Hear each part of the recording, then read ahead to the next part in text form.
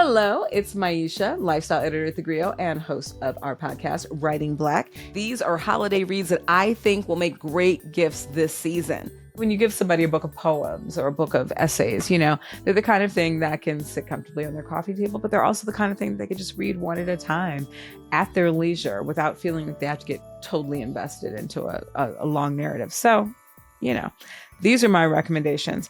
This book, Above Ground, we interviewed Clint for the podcast. Clint Smith is one of my favorite writers. He wrote the book, How the Word Is Passed, which is not a poetry book. It was all about visiting these incredible historical landmarks across America and beyond that mean so much to Black people. But he is a prolific poet. He this year circled around, kind of made a full circle journey back to poetry and wrote Above Ground poems. And this, I would especially recommend this for the fathers in your life, the young fathers.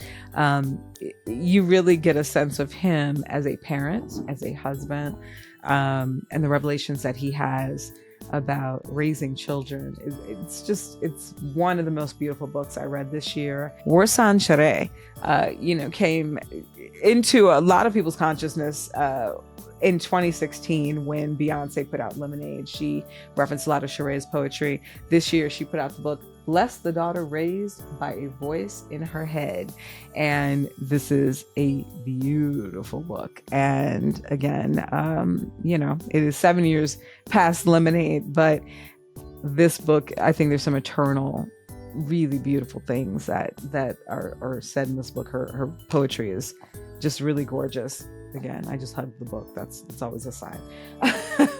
Mahogany L. Brown put out a poetry collection this year called Chrome Valley that I would recommend to you. I would also say Tenderheaded by Olatunde Osinyake is another really, really great book. This is, I love the wordplay. The wordplay in this book is what I love so much. Another book that that surprised me in ways with its sensitivity, because she's not necessarily known for this. She's known more for her snarkiness, is Z-Way's Black Friend. This is a collection of essays in which Z-Way, who you might know from Showtime, is kind of giving her insights on any number of things. And there's some really striking and emotionally gripping essays in that book. And lastly, one of my personal friends, but also I'm a huge fan, of Samantha Irby, who is back with her latest collection of essays, Quietly Hostile.